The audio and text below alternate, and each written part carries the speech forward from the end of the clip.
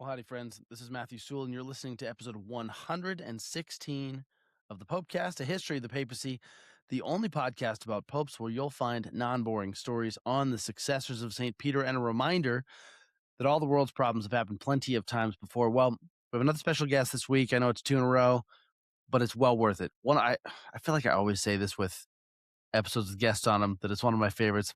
Maybe I'm just a fan of papal history. I don't know. Who would have known? But at any rate, our guests this week are a Lutheran pastor and his wife, Pastor John and Polly Snider from St. Paul, Minnesota. They happen to be friends with the Pope. They've known Pope Leo XIV, formerly Bob Prevost.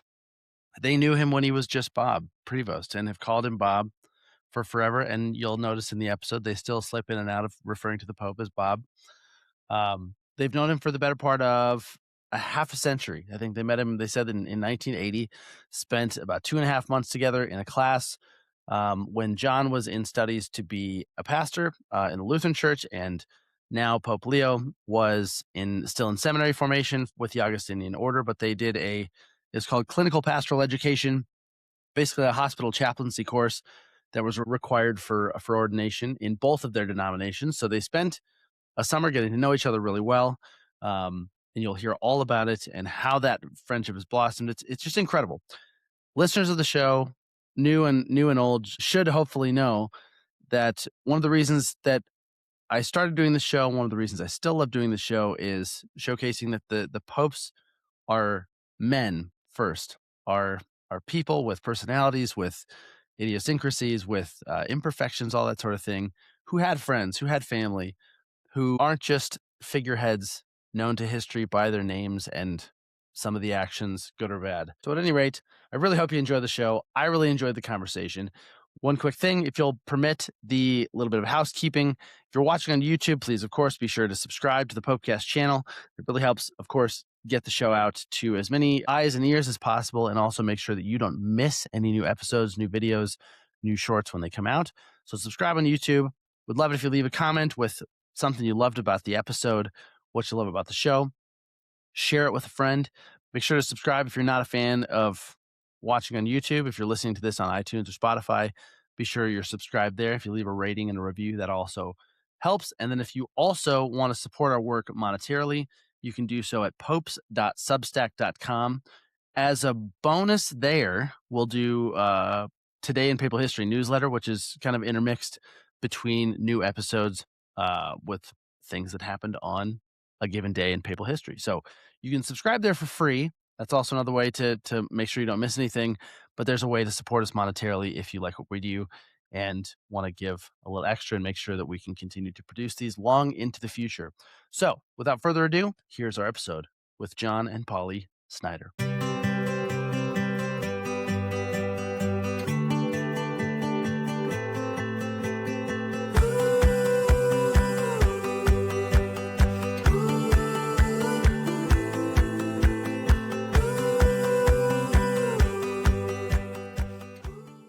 Well, welcome back to the Popecast. Our guests this week are John and Polly Snider of St. Paul, Minnesota.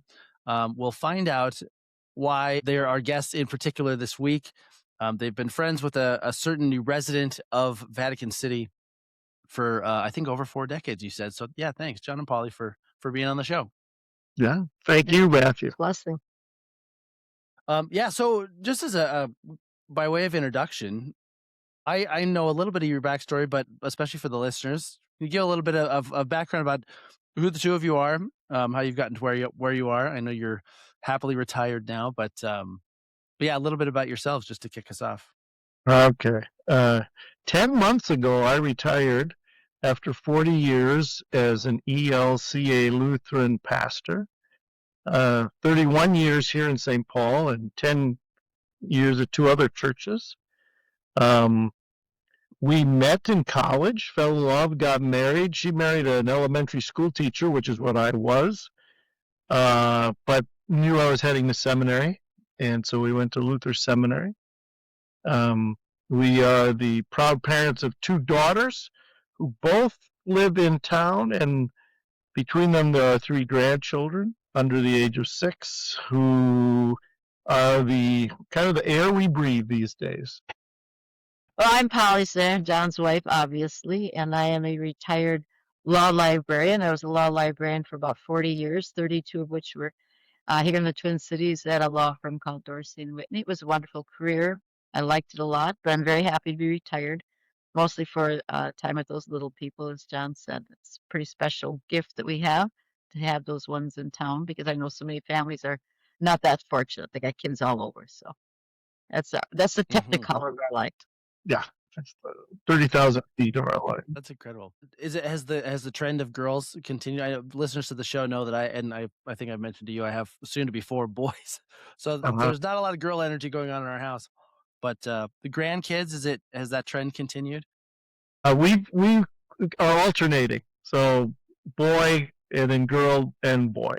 We think that's the end. Yeah, I think that might be it for us. But yeah, well, actually, having raised 2 daughters and now having these little boys running around, like, let's build a sandcastle and knock it down. I get that. You know, I tried hard to put Barbies all my life and dress up, whatever. But I sort of get the little boy energy. Pretty fun. Mm-hmm. Yeah, there's a lot more baked in than I ever realized on both sides. Yeah. Yeah. Yeah. Well, at any rate, I need to make a note, Polly, because I don't think I realized you were a law librarian. Since we're talking about Pope Leo, obviously, and him being a canon lawyer, I'm curious if there's ever been any overlap, or if there is maybe now or in his later life. Sure. He and I chatted a bit about getting a degree in canon law. Sure. And it was interesting to me, of course. He and I connected over books long ago because his mother was a librarian. Even, back in seminary when we were just first getting to know him, he said, "Oh, my mom's a librarian. I was a librarian at that point. This was the seminary library." So we've kind of had this law library connection going on all these years. Mm-hmm. Yeah, interesting. It's maybe the to the outside observer can be seen as a boring side of Vatican history, of all that sort of thing, but it's so crucial that what the Vatican Library, I think, was invented in 500 years ago or 600 years ago or something, and it's this treasure of the world. And yeah, by extension, so much of our lives just revolves around the legal system, even though it maybe gets a bad rap or gets ignored or something like that. So yeah, that's very interesting. So true. So true. I have a letter from him from 1984 where he mentions his studies in canon law and how extensive they were and how it was going to take a while for him to be able to buckle down and do the actual thesis writing. And he was trying to balance that. And it was curious to me. He said, "We are trying to figure this out," meaning obviously his superiors, whether he should be doing parish ministry, working on the thesis, or going to Peru. Yeah. He was a little disappointed. He thought, I'm not going to get there. But we may be jumping ahead. Yeah, well, I was going to say, maybe we could, just back up a slight bit by way of, I guess, a history of how I met you both. So the last episode we did of the show, Father Rich was on talking about his Vatican Unveiled exhibit, papal artifacts exhibit in the Mall of America. When I got there, I had never met Father Rich in person before. And so we're just, catching up. I'm asking him how the exhibit's gone. I was there for the last weekend, and I said, there's been some surprises, some unexpected joys, whatever. He said, as a matter of fact, the first day of the exhibit, this guy walks up to me and him and his wife are there, and he said, "Can I show you these pictures?" And turns out it's Pope Leo 40 years ago, and that you've been great friends. So maybe we can just, start there.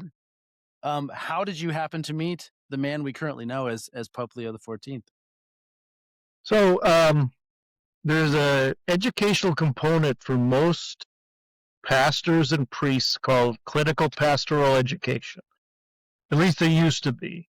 It was 10 intensive weeks, 10 weeks in an institution of some kind, in a small group of 5 with a director, learning to put theology and all your learning in the real world.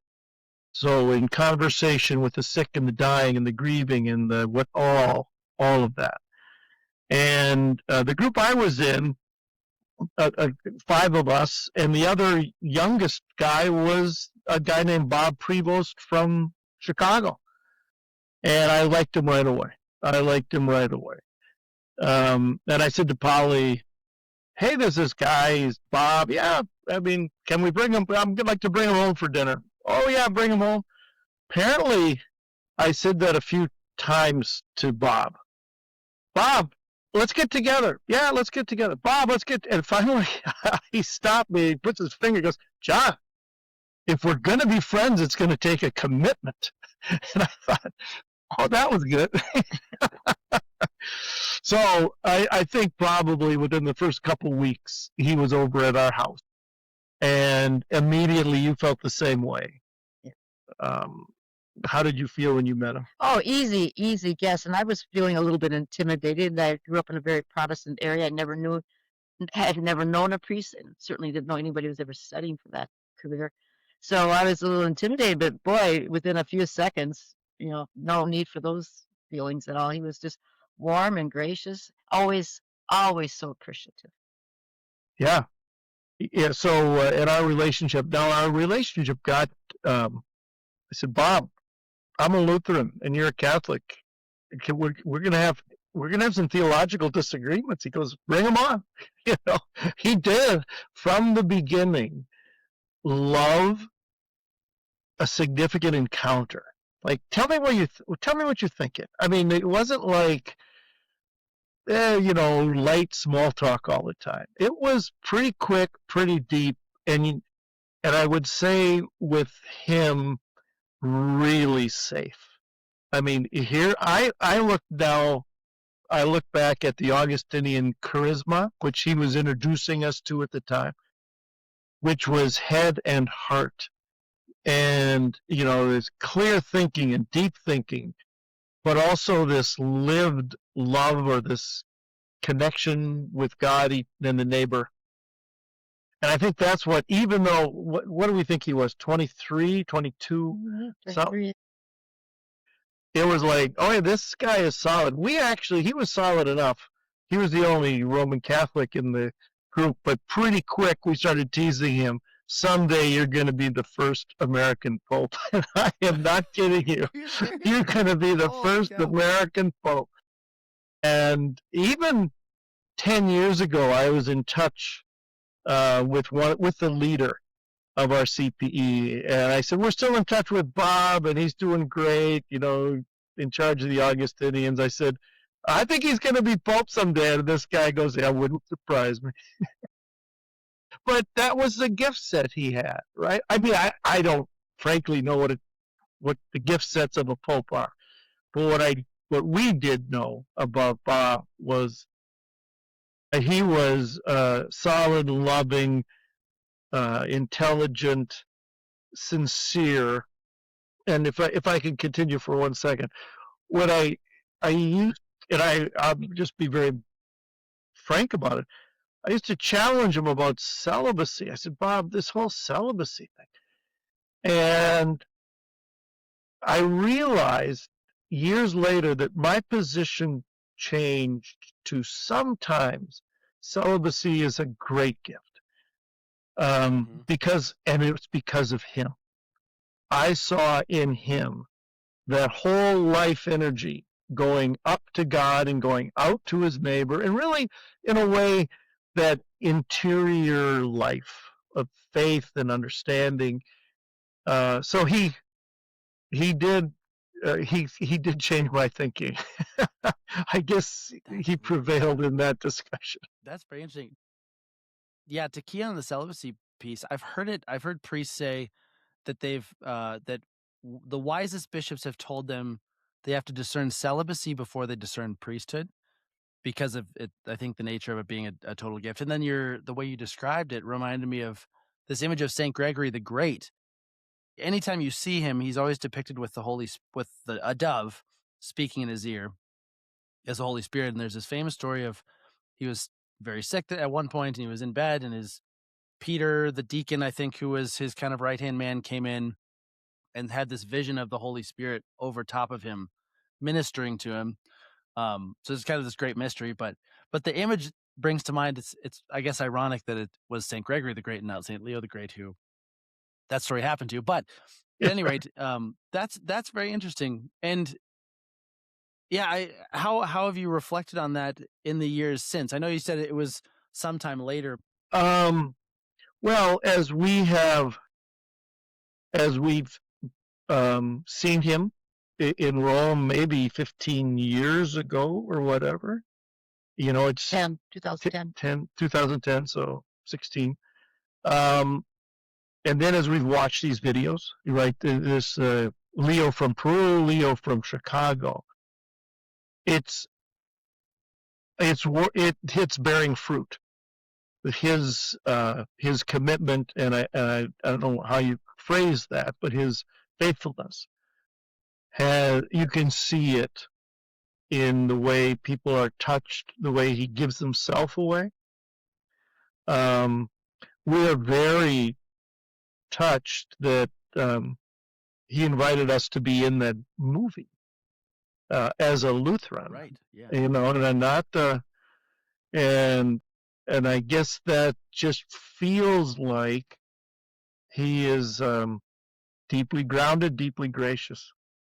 We could have understood it if he said, Bob was your friend, but Leo's here now, and Leo's got the world on his shoulders, and we would have said, God bless you. And we pray for you, and we do pray for him every day, because he is taking on the powers of so many powers of darkness, and he's a voice for the gospel. But the very fact that he has thank you for your lifelong friendship, John and Polly. He's in Turkey, and we were talking about something, and greetings from Turkey, John and Polly. It was great to hear. It's like, I guess love is bigger than even your position if you've got a big heart. Yeah. The way you describe him, it sounds like he's always just been a guy, a Christian man who happens to be in all of these positions. Would you say that that's accurate? As opposed to lets the role define him. Absolutely true.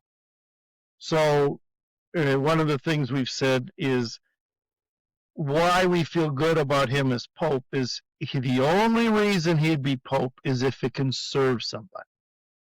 He is not Pope for his own sake. I love the image. Somebody said that in the conclave, when it was heading his way, they turned around and he had his head in his hands. But then he stood up, and we had emailed him, as Cardinal, and said, Bob, I'm retiring in 3 weeks, and you're going into the Sistine Chapel with so much responsibility. Not thinking, it was almost like you could read it as prophetic. And he responded with, thanks for your lifelong friendship. It's all in God's hands. And it clearly is. So wow, yeah. You wonder. There's all these. I don't know how many of these stories you've heard. You've hung out with Father Rich enough. I'm sure you shared some of them. But like John Paul I, who was Pope for 33 days, there was a similar reaction when he was chosen. John Paul II had like this. He thought there's a rumor that he knew somehow that he was going to be elected Pope, and that John Paul I maybe knew too, because he called himself John Paul I. But anyways, like John Paul II was just kind of dreading this. But then once he gets elected, goes in the room of tears. Pius X in the early 20th century. So it's encouraging because the fruit of those guys who became Pope and were holy men who served well.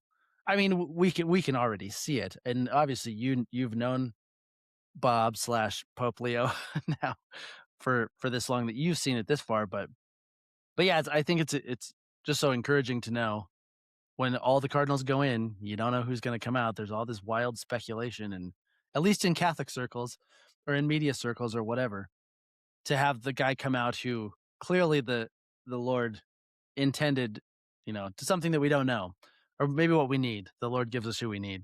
Right.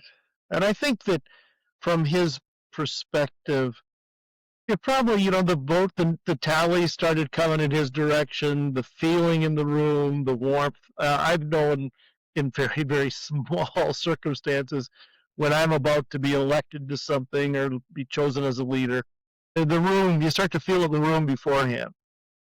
And, but it wasn't this. This is so big. So big.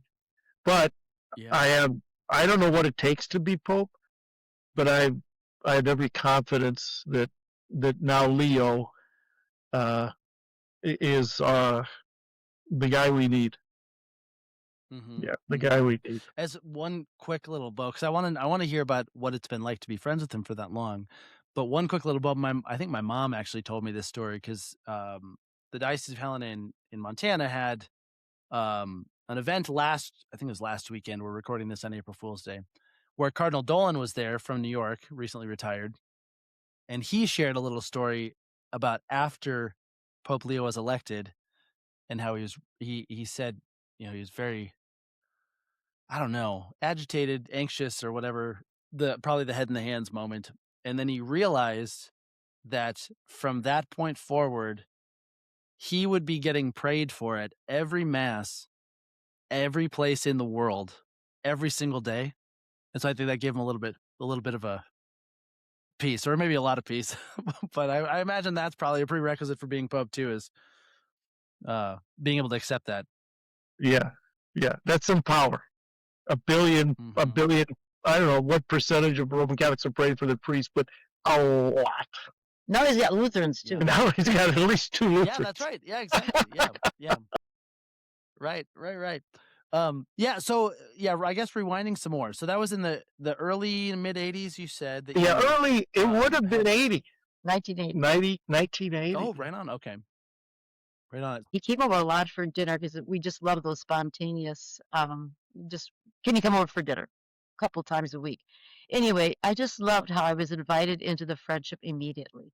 It was never like, oh, John and Leo or Bob are these good buds theologians, and I'm shoehorned in. Never felt that way. I always felt like I was immediately a part of a friendship of 3 people, faithful Christians sharing their faith together. So it always felt wonderful. And you immediately said I remember after the first time he came over, and not only is that a very special guy, but you liked how he listened. He listened so well, and with his eyes, not just looking around and seeing squirrels in the yard or something. He was really looking at you. He was literally seeing you in that sense of seeing and seeing. Really a great listener. Singular. Yeah. Wow. And we had a lot of fun. Oh, yes. I mean, it wasn't like just sit around serious. He was so excited when the Blues Brothers movie came out because it had been filmed in Chicago. Please tell that story, because the famous photo, I didn't realize you're in that photo. Oh, I don't think we are. I don't think we are. I think that was dressed up. You were with him. We were there the first time he saw the Blues Brothers because it came out and it had been filmed in downtown Chicago at some point, and he said he remembered very well, like the emergency announcement went through the Augustinian house. Somebody is dropping police cars from helicopters down on the riverfront. Let's go. And so, there were those flying police cars and crashes, and he was really excited. And so when it came out, we went, and it was bizarrely, there was a big thunderstorm and we lost the power, so we had to come back the second night with the same tickets. But yeah, I didn't realize at the time that he would dress up as one of the Elwood or whichever one of those guys. But we see he has a real fun side to him. Yeah. It has. Yeah, that's so funny. Well, the sideburns, those are all-time sideburns too that he has. Those are iconic. Yeah, and we also during that summer not only went out to eat or ate Polly's delicious food, but my father's World War II Navy roommate became one of the leaders of St. John's Abbey, Benedictine Abbey in St. John's, Collegeville. So we took a Saturday and drove up. It's about 100 miles, and met Father Gordon Tavis, and walked around and visited with the Benedictines. And I think we both had quite an impression of Bob at the time. Just being deeply at home. It was like, oh, these are your people. You have been shaped by the monastic, or I don't know if the Augustinian orders or what, I don't, he's tried forever to explain all these things to us. And he was very clear about Benedictine's gift of of hospitality. And it was so, we kind of it was a very sacred day. We were touched by the Spirit and touched by, it was almost like seeing him in a different light. Yeah. I was going to use the word transformed, but it wasn't that. It's tuned in. Yeah. He is tuned in. He gets these guys, they get him, he's at home, And there's so much of the time we had, a lot of repartee going on, whether it was serious or fun. But on the way home that day, it was all just kind of quiet and reflective in the car. It was a couple-hour ride and very meaningful day. Curious to know if he remembers that, how he remembers that. Obviously, we probably won't ever know on this side of heaven, but that's because, again, going back to other stories that I've heard from other popes, where in early adulthood or in childhood, they'll be boisterous with their friends and all the joking around and all these things. And then they go someplace or they have First Communion or whatever it might be. And then they get, serious, like they're contemplating things beyond themselves for a little while. And then they go back to being the way that they were before. Yeah. So he was already pretty profound. And I could see that in his ministry. So part of the CPE is we took turns in-depth analysis of an encounter. Like, I walked into the room. What did you say? What did you feel? What did they say? What did they feel? And then the whole group takes you to task or encourages you in different directions. And I remember he was just really good.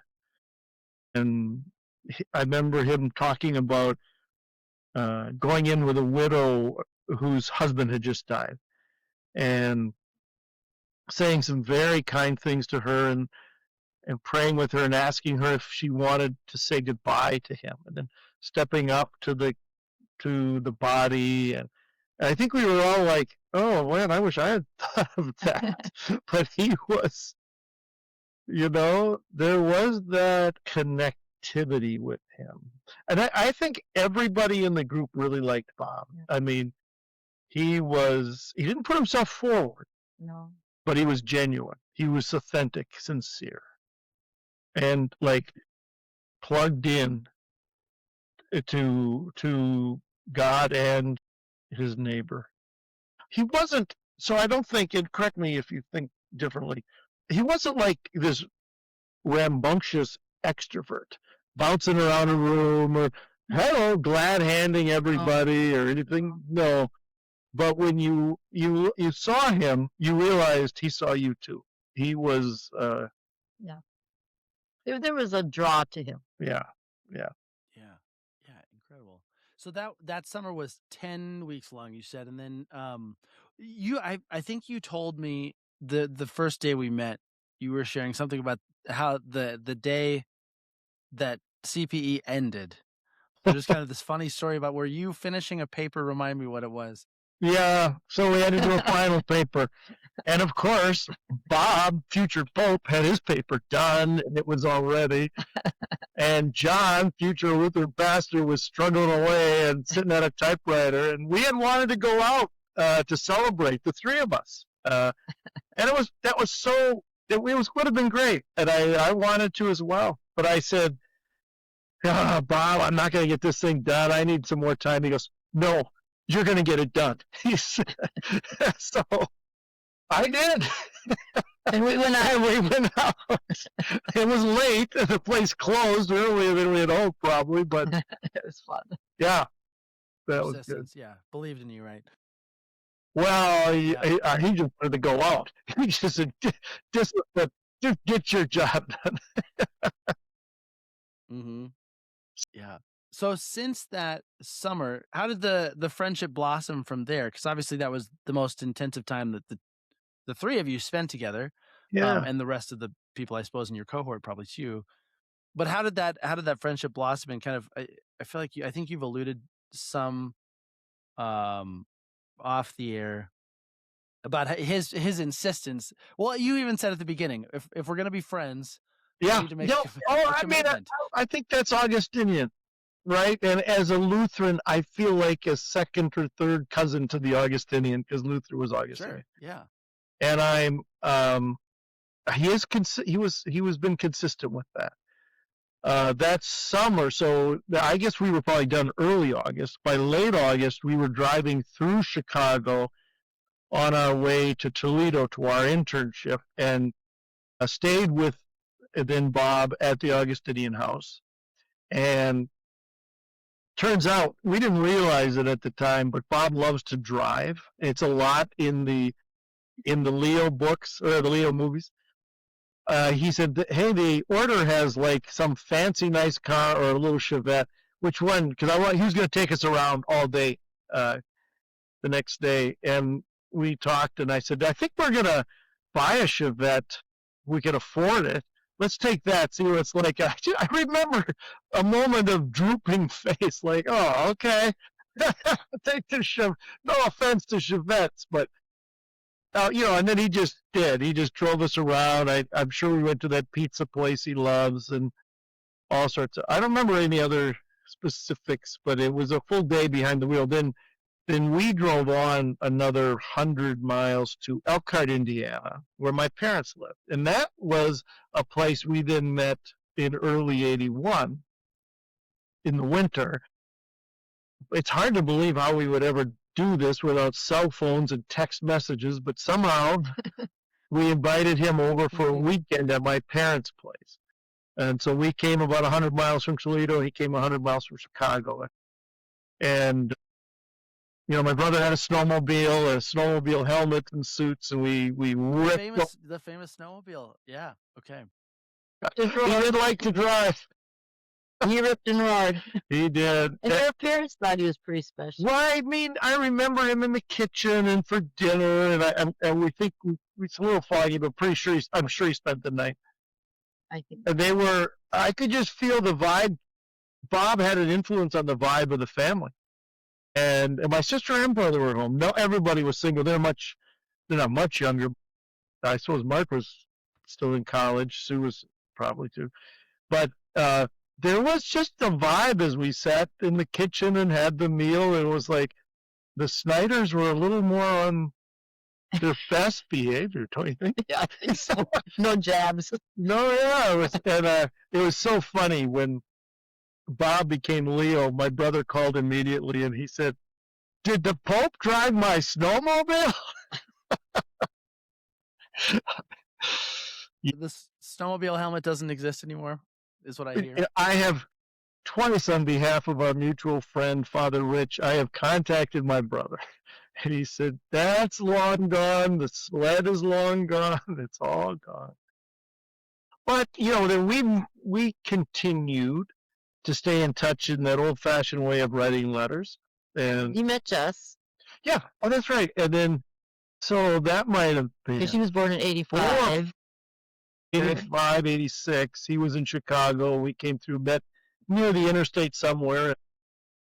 Much to the chagrin of our second daughter, our first daughter has met the Pope, but she was in a high chair kind of thing.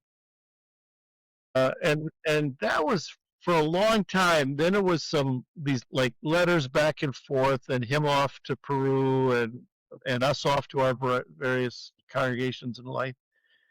And then we contacted him in 2010 and said, "You were coming to Rome." And so he was great. He was in charge of the Augustinians at that time. And meet me at the obelisk. It's right outside my apartment. Okay. And he walked us down the Tiber to the Augustinian house, and he said that's where Luther stayed. And that he said we call him Brother Martin, which we appreciated. And then we went out to dinner at Alfredo's, Fettuccine Alfredo's. And it was late. It was in a back room. He was very open about his life. And was very interesting. It would almost surprised him. He said it's felt like a surprise, as he explained it, that he had become really good at languages. And they said that his Italian was just amazing, his Spanish was amazing, and in speaking with Scott Detrow, who's writing a book about Scott Detrow from NPR, he said that's interesting. His grandfather was a traveling language instructor. So, Wow. yeah. So it was, he said, I've been all over. I go everywhere. It was like old times. It was like old times. We got into theology. We got into all this stuff. Some kidding around, of course. Oh yeah, it was good. Because the Lutheran Roman Catholic thing, in the right spirit, can really be fun. We had a lot of jokes. Of course. But so what happened when the bill came? John snagged it and said, Bob, we're picking this up because we owe you for the Reformation.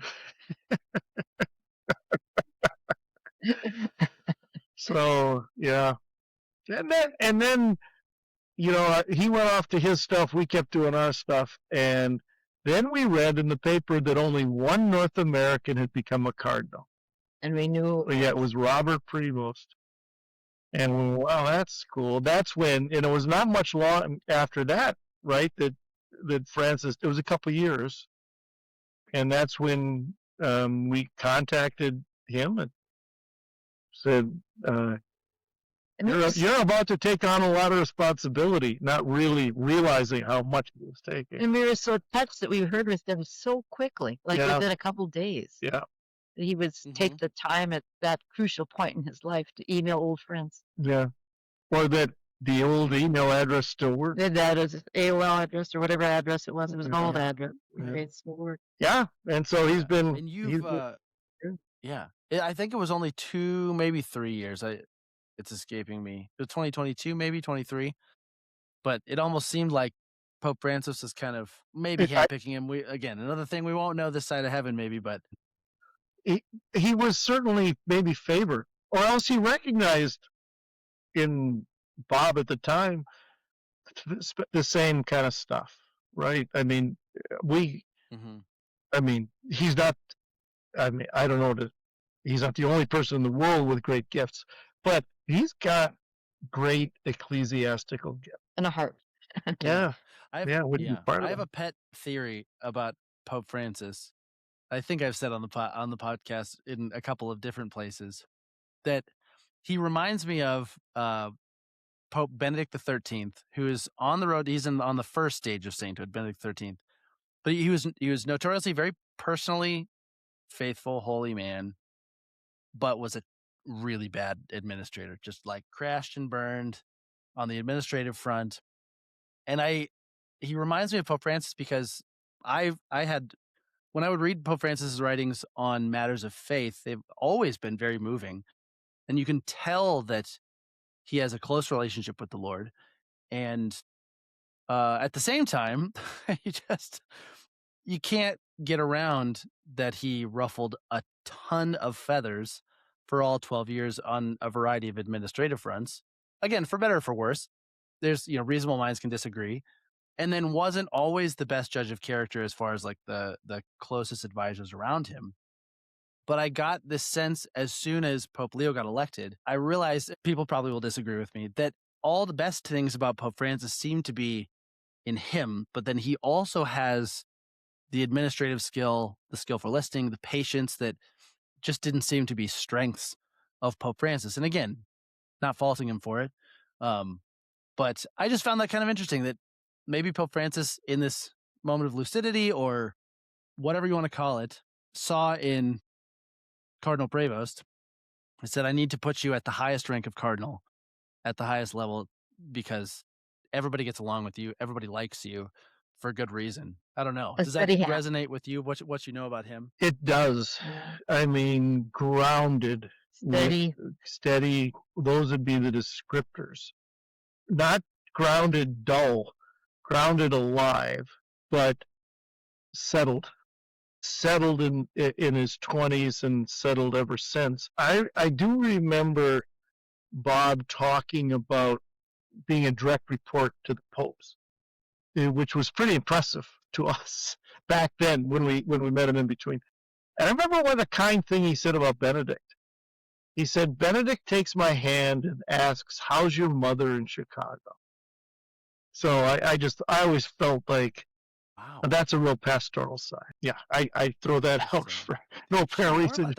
I've never heard that before. Right? Yeah. Because I've seen the picture of him, or there's a video of him welcoming Pope Benedict XVI to the Augustinian Mother House or whatever it was. I guess probably where you all visited.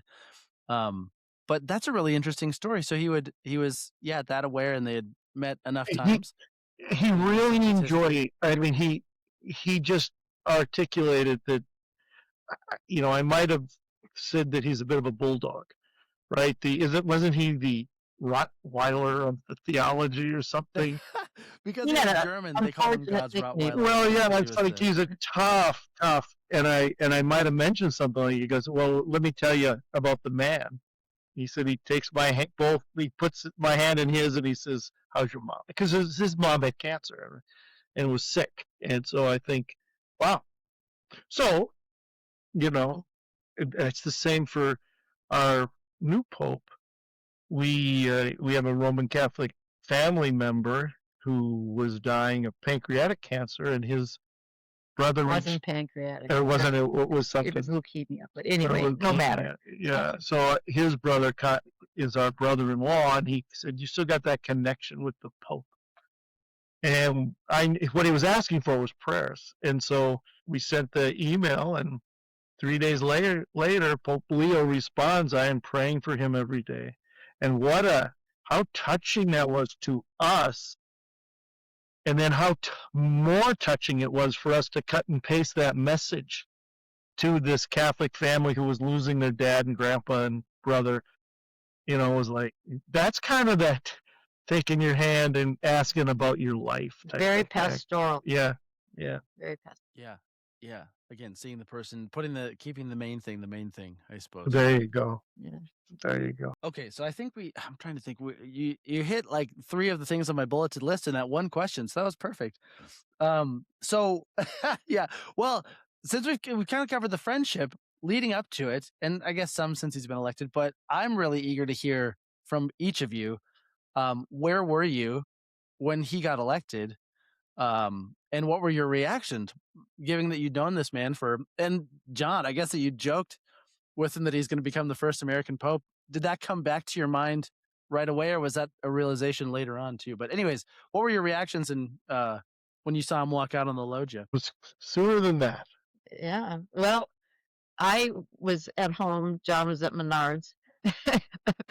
And anyway, he came home, and of course, when he walked through the door, he'd heard it on his way home, and my mouth was on the floor of the kitchen. Couldn't quite believe what I had heard. But I remember at the same time, really then, and particularly when he came out through that door, just being flooded with this feeling of hope. And because I knew that God was in our midst, I just knew that Bob was a channel to God, and I felt so flooded with hope. Our world can feel so disconnected from spirituality sometimes, and sometimes it feels like the world is adrift. But I felt like with Bob now being elected to be the Pope, that there was great hope for peace and goodness. Yeah, and just to reel back on the Menards is the local hardware big box thing, and right. There was a Thursday, but for the Midwest, right? Right. Yeah. So it was Thursday, our day off, and I was listening to NPR, and they said, "Hey, there's white smoke going up. I wonder who it is." And so I thought, "Oh, that's good." Went in, got my errands done, came back out, and I turned on the radio, and they went, "Cardinal Robert Prevost has become Pope." Just like, but that's when I came home and Bob, we were both we couldn't even speak. We just wide-eyed and agape, just going, "Holy smokes."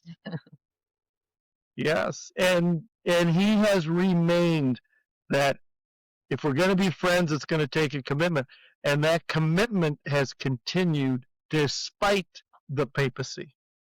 Mm-hmm. Well, that was going to be my next question: is how is I know you've mentioned you just said you've interacted a few times with him just via email, but how has your friendship changed or stayed the same since he's gotten elected? And how is your view of him now that has a new name and a new role, a new job? You know, I don't know how to be friends with the Pope. I know how to be friends with Bob. And Right.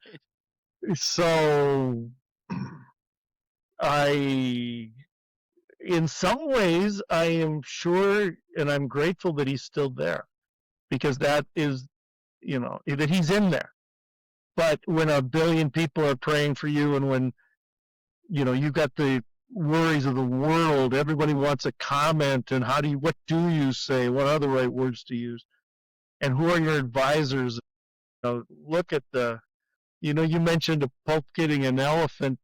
I know the Austrians gave him a big white horse. I don't know what this guy's life is like. I am so touched that every time we send him an email, he responds. And we don't bug him. We're not trying to, but I'm at one point I told him we're now his Lutheran ambassadors, because we are being asked to introduce him to different Roman churches, and we're happy to do it, because it's a good, not only it's not a story, but it's a good news thing. It's a good news It's thing. a good news thing. But when we contact him, it's always, "Hi, John and Polly. Thanks for your prayers." I had joked with him that we're going to buy you dinner. We'll come. And he said, "Do come. I'll find it. Might be brief." I said, "We'll buy you dinner." He goes, "Not sure we're going to be able to pull dinner off." I just can't believe he's responding at all. But it's strangely for us, it's a gift that, because of who he is, it's a grace in our life. It feels like God is with us in a way that, or we're aware of God's presence in a way that we may not have been, or a new way. It's like, because God knew 40 years ago what this guy's destiny was going to be, or I don't know, but it's like, I don't know what it means. I've never been friends with the Pope before. I don't move in those kind of circles. I don't know. Yeah, I feel like there's a vanishingly small group of people, in living or otherwise, who that's even been remotely a possibility. So you're in good company, I would think. But yeah, that's very interesting how you put it. Well, and you just said it again. I don't know how to be friends with the Pope, but it's probably a grace. The same priest friend who I was visiting when I went to Rome a couple of years ago, we were just chatting the other day about Cardinal Dolan, I think, and just kind of reflecting on the life of a public figure, I suppose, where everybody knows you and you don't know very many people, or it's hard to remember, or whatever it might be. So I almost wonder if it's just as much of a grace for him to have people who knew him before he was Pope Leo. We anticipate seeing him in the flesh, and I'm starting to wonder, what are we going to talk about? Is he going to, "Hey, Leo, just a thought. How about, why don't you try this?" No, or is he, I don't know. I'm open to wherever the Spirit leads. Yeah, but I just love, I'm falling back on, if you're going to be friends, it takes a commitment. And I think he's honored that commitment. And we have too. Yeah. I'm also curious, will he be in the white cassock? Will it be in a white hoodie and joggers, or will it be in, an Augustinian habit or something like that? I don't know. Or a fedora from the Blues Brothers. Right. Yeah. Yeah. Yeah. Well, that's incredible. Thank you so much for sharing all of this. I know we've gone almost an hour, so want to be a good steward of time, but it's just, it's so special, and I'm so grateful that I had a chance to meet you guys. I mean, you said you don't know how to be friends with the Pope. I'm not sure that I've been one degree of separation from the Pope, when it hasn't been, my bishop or whatever. So it's just remarkable. And the reason that I love doing this show, as listeners to the show will know, is seeing the human side of the men who are in this crazy lofty position with an impossible task to do is just so encouraging, because they have the same problems at the end of the day that we do. They are sinners just like we are. They have to, strive after virtue and after the moral life and all that, just like we do. And so it's always encouraging, and it's fun to see to hear the human side of men like I Pope really Leo enjoyed listening to you because you have such a deep knowledge of all these different popes and all the things about their personalities and their time, their papacy. It's really been fun to hear you. So thank you for inviting us. Yeah, we appreciate it. We've loved everybody who's loved Pope Leo. It's been easy. You and Father Rich. Father Rich, amazing. Just great people. So it's interesting to me that I understand that he spends an hour and a half in prayer every day, Leo, and I think that's a really important witness for the sinner, the human, the challenged part of any life, a simple life compared to his. I'm grateful that he's doing that. I think it's a great witness. That's what I'd love to do. Now, if you want to know what, instead of talking about something, can we just kneel with you in your chapel? That would be just fun. Mm-hmm. I'm sure he'd say all of the above. What I'd like to do is he'll probably be too excited to show you all the cool new things that it comes with being Pope or something. What was that? Sorry, Polly, go ahead. Oh, I was just say, I'd love to cook a meal for him, because that's kind of our old connecting point, was around this old-fashioned You never know. That would be so cool. He'll say, yes. Yeah, sisters, you have the afternoon off. The nuns can normally cook the meals. We're doing dinner. You would love that. I would love it.